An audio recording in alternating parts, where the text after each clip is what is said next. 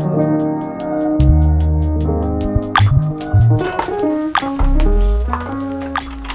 wow, this is so cool. So dark. Oh my god. Oh wow, awesome. so cool. It's way more like legit in a cave than I was expecting.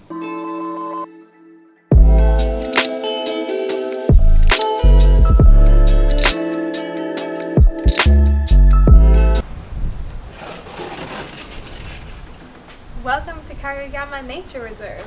This is where we get to spend the next 2 nights out here in the middle of nowhere in a cave. So the main reason we chose this place is because it is just one of the coolest accommodations we've ever been to, because most of the rooms are actually built into the rocks. Everything is completely natural, so like the ceiling is actual rock.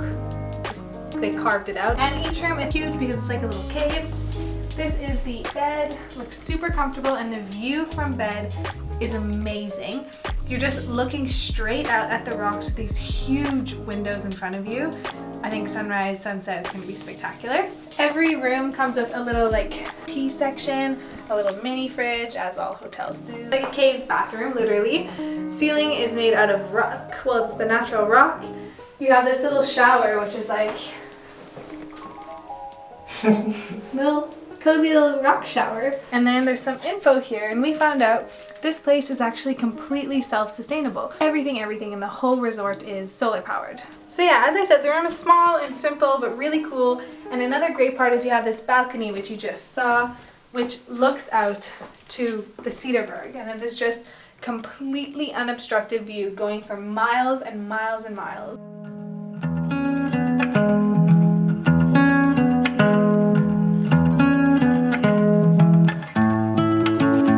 Before the sun starts to go down, I think we're actually going to go on a hike. We have to get going because it's already almost 3 o'clock and we don't want to be walking in the dark. So we've just arrived to the start of the trail. It's actually like I think a 4-kilometer drive away from where you stay. And then the hike is 4 kilometers. Let's get going.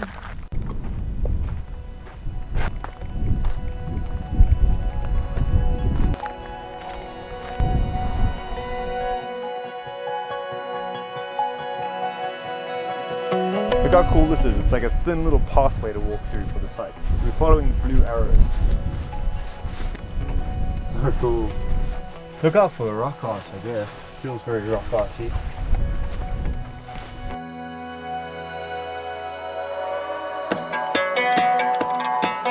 So before you do the hike, they warn you that it's quite a bit rocky, but it's the perfect kind of rocky.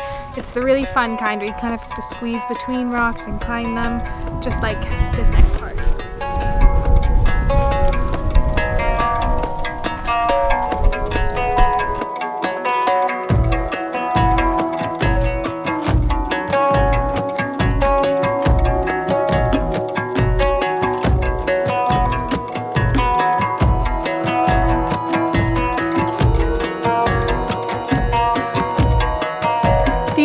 Are seriously ridiculous. This has to be, I feel like I say this for every hike we do, but this has to be one of the coolest and most beautiful hikes we've ever done. When it's not beautiful like flowers and bushes next to you, you've got these huge rocks, and then there you can see mountain ranges. This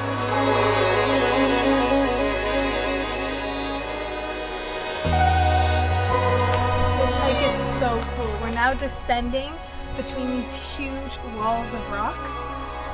Awesome, and it's a short hike. It's 4 kilometers. They also have a 7-kilometer and a 9-kilometer, but we opted for the short one. So you're supposed to follow the blue arrows on this trail, but also I know to find the rock art you have to go a bit off path, and I see these white footprints, so maybe it's down this way.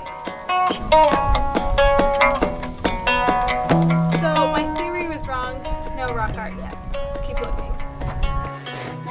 We've been through some small cracks so far this hike, but now it wants us to go through that tiny one. God.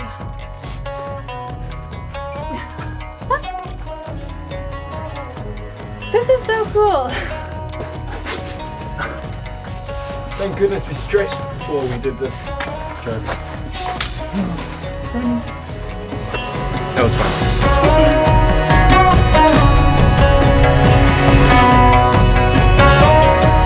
Bushes on the trail and just generally throughout South Africa are really out to get you. They look like, it's just like a ball of needles. Just a reminder that this isn't for the weak-hearted out here. It's gotta be tough, he says as he hikes in sweatpants and Vans. Yeah, this hike really is not that hard, but it's beautiful and worth doing. But we're saying that, and who knows, maybe we're only a quarter of the way in. Yeah, it's long and all over again. Okay, time to climb a rock. Gotta put this down.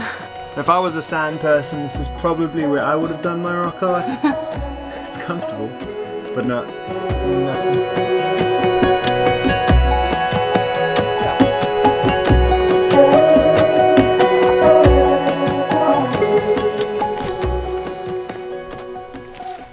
We did it. That's the end of the blue trail.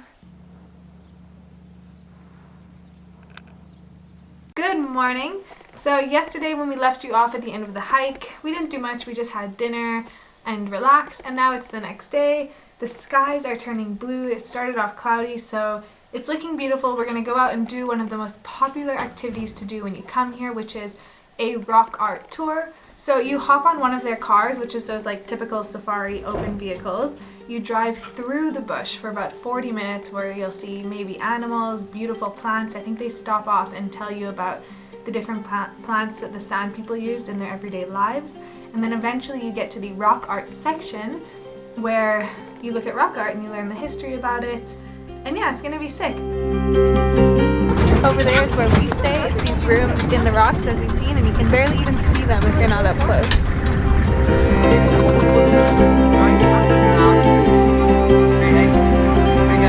Side of this rock.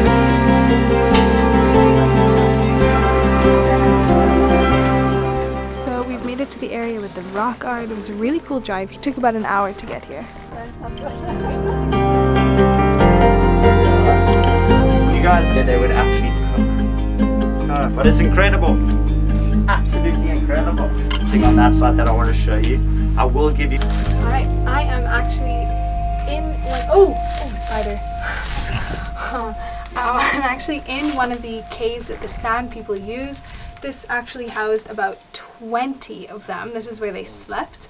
And it's super cool. You can really see that they were here. There's like, oh, that spider is so gross.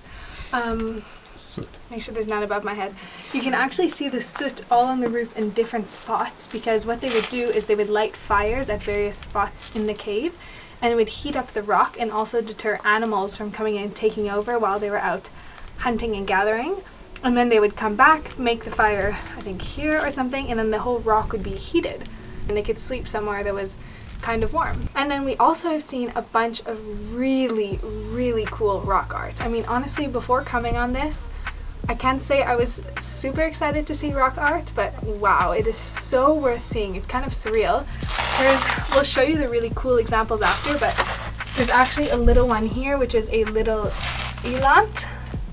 I don't know. Eland? Which is like a buck. Yeah, let's show you the other art now. So next to me here on these rocks, which is right next to the cave I was just in, you can see these 6 really big people.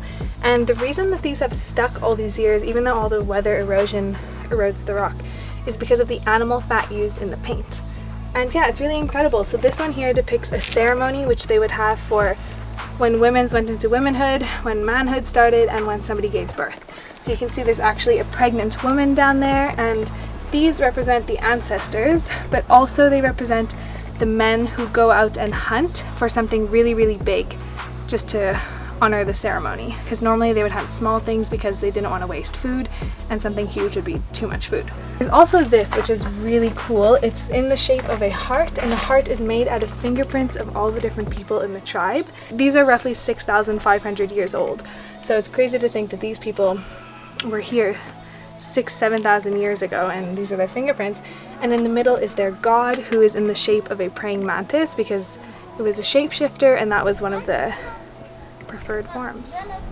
There's a lot of things to do here at Kagga Kamma, but like coming just for the rock art, I would say is worth it. Like just the experience, what a great cultural thing to do and see. It's not something you get to often do. So besides all the exciting four-wheelers and golf and stuff, you get to come and experience. Golf exciting. You get to come and look at all this rock art and actually learn a little bit of something.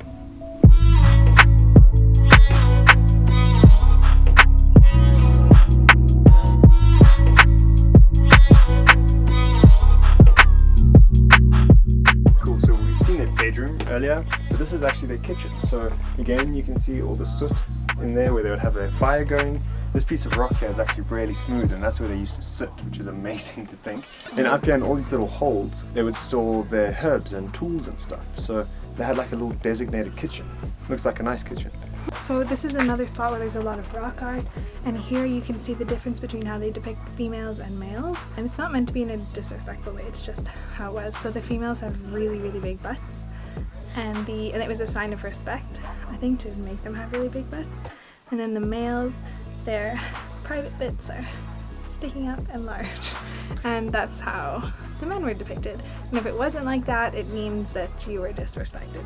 Cool image of what looks like two adventurers going on an adventure who encounter a terrible, terrible rainstorm, and there's these 4 marks which are supposed to depict 4 something, but they don't know if it's 4 years, 4 months, 4 blue moons. So it's just 4 of something, and they go on some adventure.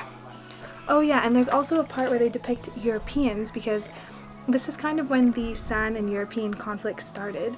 So they depict them as in black, and black means danger, and they depict them near these farm animals, and it's because at some point when the Europeans first got here, there wasn't conflict because they let the San stay and the San let them stay. But then after a while, the Europeans needed more and more and more land, so they were just taking everything over and taking the animals, and the San weren't happy about that. So they've depicted the Europeans here as being kind of dangerous. It's crazy to see that, and this is, like I said, about 7,000 years old, probably more.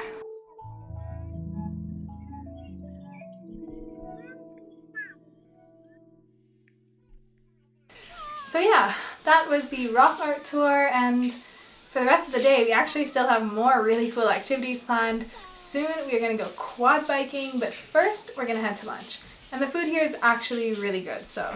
After some decisions, we've decided to actually go and try the putt-putt before the quad bikes. So we're going to go do that now. Carry. Ah! Actually the perfect spot to come play putt-putt. First of all, it is super well maintained, and all the holes are really, really fun and kind of hard, but not too hard. And the best part of all is the view. I mean, you have 360 views of mountains, and it's a super clear day, blue skies. It's beautiful. I would say the most beautiful putt-putt we've ever been to. Well, golfing was super fun, but now it's time to go quad biking.